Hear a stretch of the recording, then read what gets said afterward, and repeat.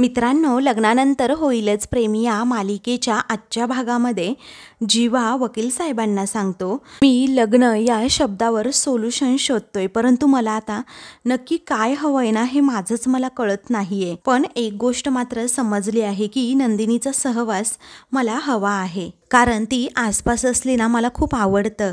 कसं असतं ना, एखाद्या लहान मुलाला शाळा सुटल्यानंतर आपली आई जेव्हा घ्यायला येते ना, त्याच्या चेहऱ्यावर जे फिलिंग्स असतं ना, कधी तसंच फिलिंग मला नंदिनी आजूबाजूला असल्यावर वाटतं. आणि मला काहीही करून आधीच्या नंदिनीला परत आणायचंय आणि मला फक्त आयुष्यभर तिला हॅप्पी बघायचंय. आता बाकी काही प्रश्नांची उत्तरं, असं म्हणून तो जरा थांबतो. तेव्हा वकील म्हणतात, बाकी काही प्रश्नांची उत्तरं ना बाप्पाच देईल तुम्हाला, त्यामुळे तुम्ही टेन्शन घेऊ नका आणि प्रयत्न करत राहा, कारण हा 1 महिना ना खूप चांगला गेलाय तुमचा. आता भेटूयात पुढच्या महिन्यात, असं म्हणून आता वकील हे तेथून जातात. तेव्हा जीवा त्यांच्या बोलण्याचा विचार करतो. इकडे आता काव्य आपली अभ्यास करत असते हॉलमध्येच. त्या एअरझऱ्या सुद्धा घालत असते. तेवढ्यातच पार्थ आता तेथे येतो आणि म्हणतो, चला मस्त गरमागरम पुरणपोळी झाली आहे आणि खूप टेस्टी झाली आहे, तर आपण देवाला नैवेद्य अगोदर दाखवून घेऊयात, असं म्हणून तो बाप्पाकडे निघालेला असतो. त्याचवेळी काव्या त्याला मध्ये अडवते, कारण त्याचं बोलणं ना तिने ऐकलेलं असतं. ती म्हणते, थांबा हा 1 मिनिट देशमुख. तेव्हा तो विचारतो, काय? मग आता ती म्हणते, मला सांगा, तुम्हाला कोणी सांगितलं ही पुरणपोळी टेस्टीच झाली आहे? मला सांगा, तुम्ही खाऊन पाहिली ना पुरणपोळी? तेव्हा तो थोडा गडबडतो आणि म्हणतो, नाही हो, मी कशाला खाईल पुरणपोळी, अगोदर बाप्पाला नैवेद्य दाखवायचा असतो ना. तेव्हा ती म्हणते, नाही, तुम्ही मला अगोदर सांगा की तुम्ही खाऊन पाहिली आहे ना पोळी, कारण तुम्हाला कसं माहीत झालं की टेस्टीच झाली आहे म्हणून. मग आता पार्थ विषय बदलतो आणि म्हणतो, तुम्ही काव्य देशमुख आहात आणि काव्य देशमुख आहे ना, प्रत्येक गोष्ट अगदी छानच करतात आणि म्हणून मी असं म्हणालो. तेव्हा काव्या म्हणते, देशमुख, अहो खोटं बोलताय तुम्ही, खोटं. तर मला तुम्ही खरं खरं सांगून मोकळं व्हा ना, मी कशाला काय करणार आहे, तुम्ही खाल्ली आहे की नाही सांगा बरं. तेव्हा पार्थ आता समोर कुणीही नसताना मोठ्यानेच म्हणतो, आई बघा ह्या काय म्हणतायत. तेव्हा काव्याची नजर मागे जाते, तर तेथे कोणीही नसतं. तर पार्थसुद्धा आता समोरून गायब होतो. तेव्हा काव्य म्हणते, सटकले, पार्थ देशमुख आहेत ना ते माझ्या हातून सटकले. तिला आता समजतं माझी भीती यांना वाटली आणि म्हणून हे इथून सटकले. पण मला माहिती आहे ना, आर्किटेक्ट बोक्याने ही पुरणपोळी टेस्ट केली आणि माझ्याशी उगीच खोटं बोलतायत, असं म्हणून ती आपली गप्प बसते. तर तेथे खूप छान असे मोदक बनवून ठेवलेले असतात. मग आता ती ते मोदक हातात घेते आणि म्हणते, अरे बापरे, खूप छान दिसतोय, मला खावासा वाटतोय. आणि त्या पुरणपोळीकडे देखील पाहते आणि म्हणते, पार्थ देशमुख पुरणपोळी खाऊन बघू शकतात, मग मी मोदक का नाही खाऊ शकत? मग आता त्यानंतर काव्याच्याच लक्षात येतं की, काव्या तू काय करतेस हे? अगं तू डाएट करत होतीस ना, मग गोड कसलं खाते? पण हे मोदक आहेत ना, मोदक तरी मला पुन्हा कधी खायला मिळणार? आणि असंही मी चोरून खात असताना मोदक मला कोण पकडणार? तेव्हा गुरुजी तेथे येतात आणि चोरून केलेल्या गोष्टी नंतर कधीतरी पकडल्या जातातच, असं ते म्हणतात. तेव्हा काव्याला अचानक असा धक्का बसतो आणि ती गुरुजींकडे आता बघू लागते, कारण गुरुजी हे तेथे आलेले असतात आणि बरोबर काव्याला त्यांनी बघितलेलं असतं. मग आता काव्या खूपच घाबरलेली असते आणि गुरुजींकडे बघते. दुसरीकडे आता आनंद निवासमधील सगळ्यांना आता जेवायला वाढलेलं असतं. तेव्हा जीवा आता सगळ्यांची गंमत करत असतो आणि त्यांना छान प्रकारे जेवायला वाढून तो आता सगळ्यांना पुन्हा एकदा विचारत असतो, काय आणू, पुरी गरम, पुरी गरम, बटाट्याची भाजी आणू की पापड आणू, बोला, डाळ भात आणू का, असं तो सगळ्यांना असं अगदी आपुलकीने आणि प्रेमाने विचारत असताना नंदिनी मात्र खूप कौतुकाने त्याच्याकडे बघत असते. तेव्हा आता एका काकूंना तो म्हणतो, काकू अहो फक्त 8च पुऱ्या तुम्ही खाल्ल्या आहेत, बघा बरं तुमच्या ताटातली पुरीसुद्धा संपली आहे, मी घेऊन आलो हां, असं म्हणून तो लगेचच पुरी आणण्यासाठी जातो. तेव्हा नंदिनी आता त्याला अडवते आणि म्हणते, जीवा तुम्ही जेवायला बसा की, अहो मी घेऊन येते ना पुरी वगैरे सगळं. त्यावेळी जीवा म्हणतो, नको ग, आज मी वाढपी आहे ना, मग मीच वाढणार, असं म्हणून नंदिनीला सुद्धा तो पुढे जाऊ देत नाही. काही वेळानंतर नंदिनी आता त्याच्याकडे बघतच राहते, कारण जीवा आनंद निवासमध्ये अगदी मन मोकळेपणाने वावरत असतो. तेव्हा ती आता बाप्पाकडे बघतच राहते आणि लगेच हात जोडते आणि त्याच्या अगोदर आभार मानते. मग आता त्यानंतर ती बाप्पासमोर हात जोडते आणि म्हणते की तसं तर दरवर्षी मी आनंद निवासमध्ये बाप्पाचा उत्सव सण साजरा करत असते, पण यावर्षी ना खरंच जीवांमुळे जीव आलाय या सगळ्या उत्सवाला. म्हणून ती बाप्पाकडे पुन्हा एकदा प्रार्थना करते की माझा उत्साह, त्यांचा उत्साह असाच टिकवून ठेव देवा. त्यानंतर आता नंदिनी ही बाप्पाकडे पाहत असते तर अचानक ज्या समईमध्ये वाती लावलेल्या असतात, जो दिवा पेटवलेला असतो तो अचानक विझून जातो. नंदिनीला अचानकच असा धक्का बसतो आणि ती त्या विझलेल्या दिव्याकडे बघतच राहते. इकडे गुरुजी आलेले असतात तेव्हा काव्य अगोदर त्यांचा आशीर्वाद घेते.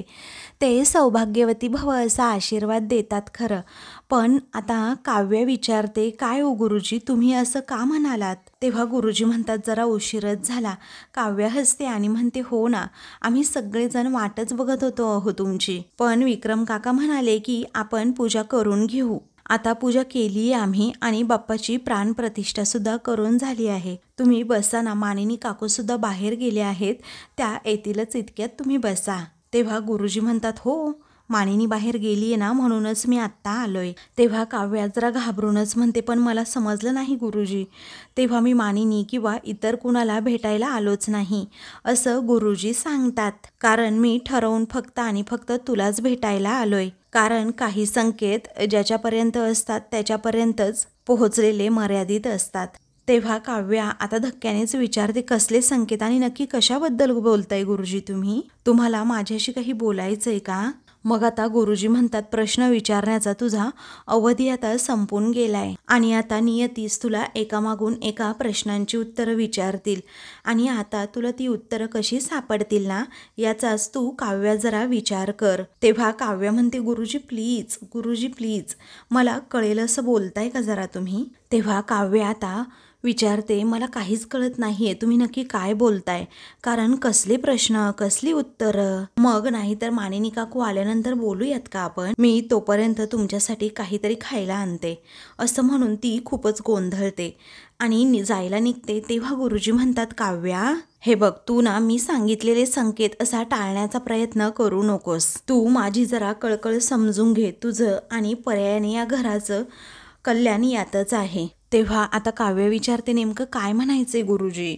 तेव्हा आज घरामध्ये आनंदाचा क्षण आलाय, परंतु हा आनंद जास्त काळ टिकून राहणार नाहीये असं गुरुजी म्हणतात. आज पुन्हा एकदा वादळ येणार आहे आणि तुझ्या नात्याची परीक्षा घेणार आहे, तुझ्या चारित्र्यावर शिंतोडे उडणार आहेत. तेव्हा काव्य आता एकदम धक्क्यानेच विचारते, एक मिनिट गुरुजी, तुम्ही नक्की काय म्हणताय? माझ्या चारित्र्यावर शिंतोडे उडवले जाणार आहेत म्हणजे नेमकं काय म्हणायचंय तुम्हाला? मग आता गुरुजी म्हणतात, आता दुसरा अध्याय सुरू होणार आहे.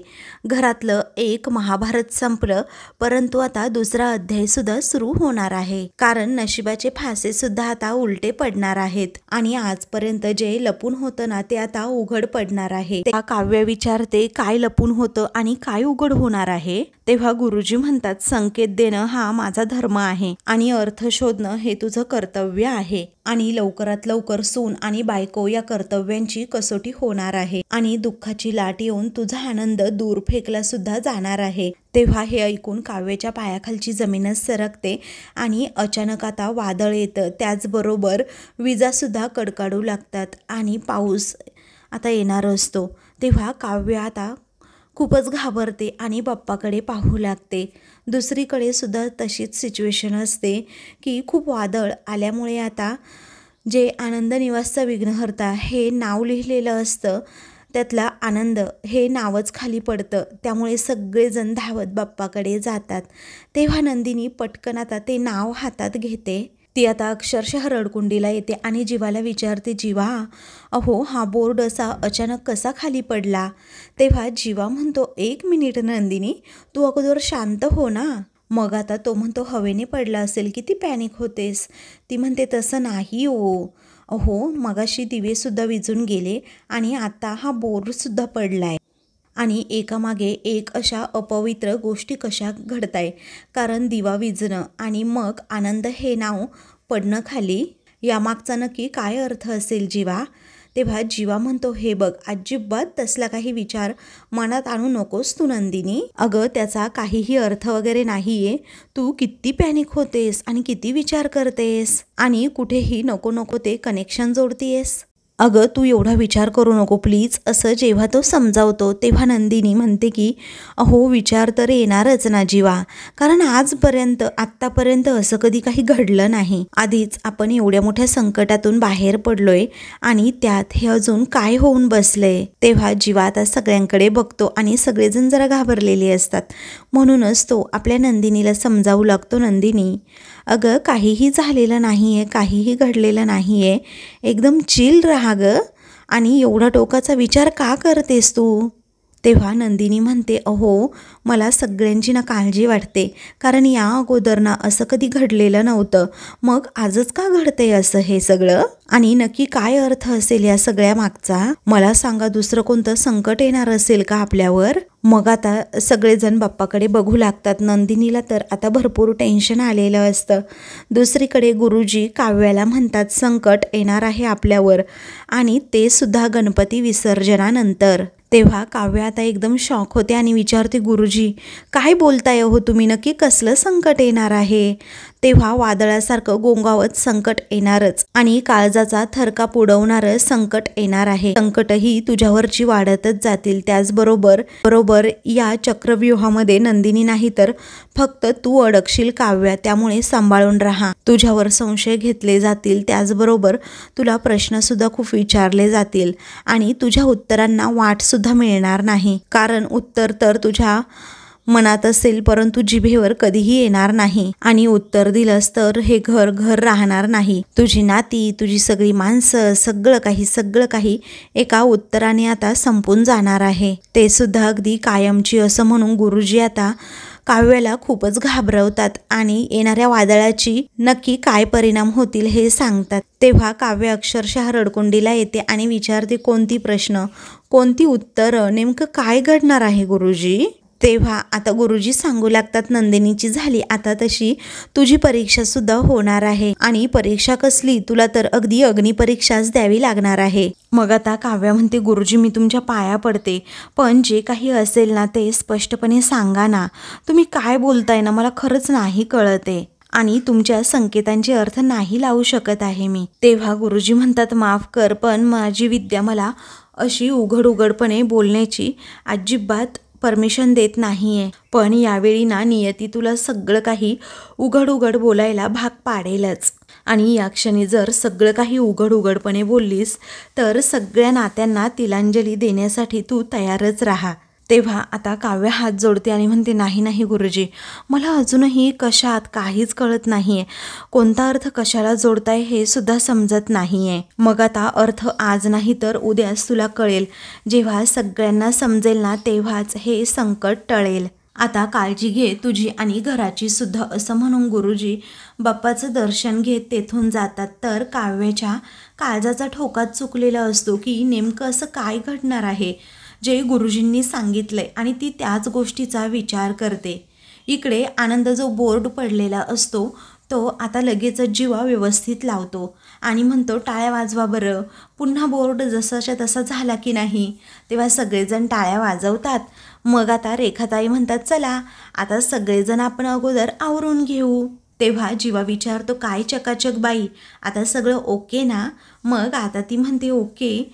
तेव्हा जीवा विचारतो, अहो चकाचक बाई, किती लहान गोष्टी तुम्ही मनाला लावून घेताय. तेव्हा नंदिनीच्या चेहऱ्यावर कसं बसा आता स्माईल येतं आणि ती म्हणते, जीवा अहो आनंद निवासमधला आनंद हा फक्त नावापुरता नाहीये. या आनंद निवासमध्ये आनंद राहावा आणि टिकून राहावा आणि दिवसेंदिवस असाच वाढत जावा, हा विचार करून या संस्थेला मी आनंद निवास असं नाव दिलंय. कारण आपल्या जवळच्या माणसाला जर काही झालं ना तरीही अगदी चर होतं काळजामध्ये.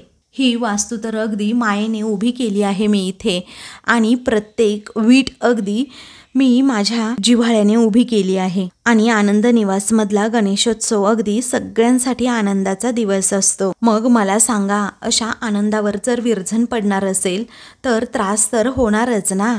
तेव्हा जीवा म्हणतो, मान्य आहे, मला सगळं काही मान्य आहे, पण तू ना अजिबात काळजी करू नकोस, कारण जोपर्यंत मी जिवंत आहे ना चकाचक बाई, तोपर्यंत आनंद निवासचा आणि तुझ्या चेहऱ्यावरचा हाच आनंद मी कधीही कमी होऊ देणार नाही, असं तो नंदिनीला आता छान असं प्रॉमिस करतो.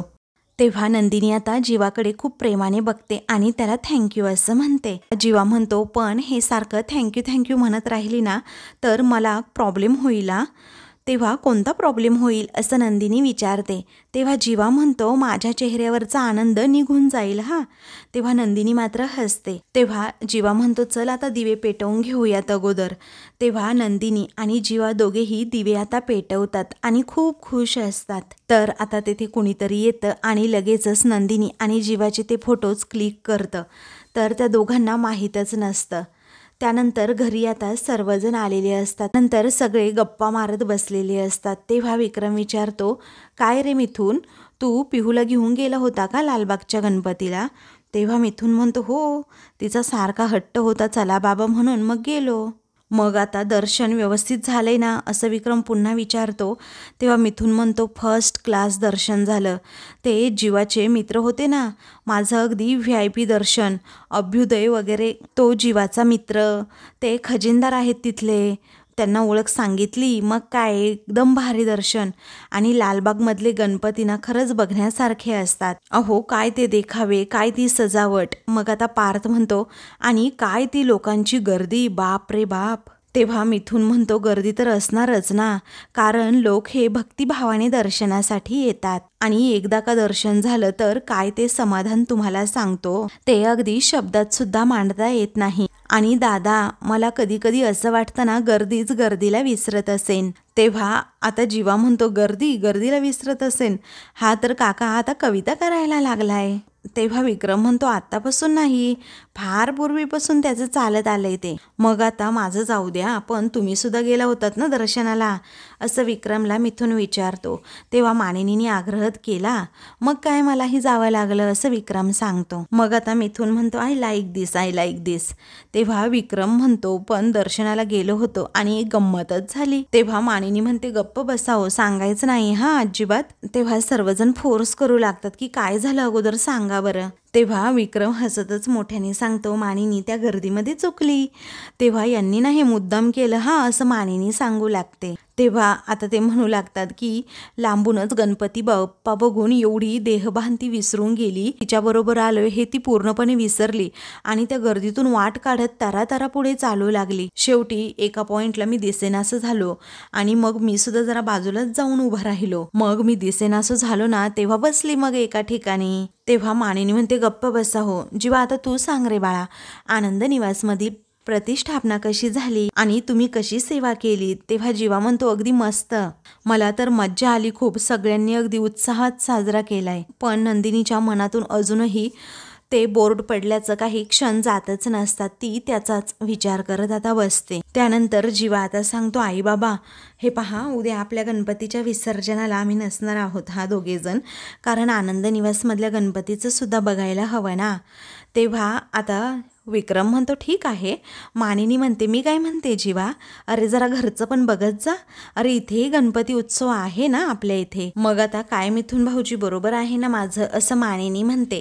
तेव्हा मिथून म्हणतो, तुम्हाला काय सांगू, आपल्याच जीवाला इथे सुख नाही. अहो 2 नाही तर 3 मुली झाल्यात आता मला. ती मंजू तिसरी मुलगी, अहो एवढा कंटाळा तिच्या अंगात, असं बाथरूममध्ये ना ढकलत न्यावं लागतं तिला. तेव्हा आता सगळेजण हसतात, कारण मिथून खूप आता नाटकी करून बोलत असतो, अक्षरशः त्या मंजूला वैतागलोय असं सांगत असतो. मग आता मानिनी म्हणते, तुला सांगू नंदिनी, आपल्या घरातले सगळे पुरुष ना अगदी नाटकी आहेत नाटकी. मग आता पार्थ विचारतो, काय कामं करायची आहेत ना तेवढं सांगाय. तेव्हा मानिनी म्हणते, आता तू हे विचारणार का काय कामं करायची आहेत, सगळी कामं झाल्यानंतर.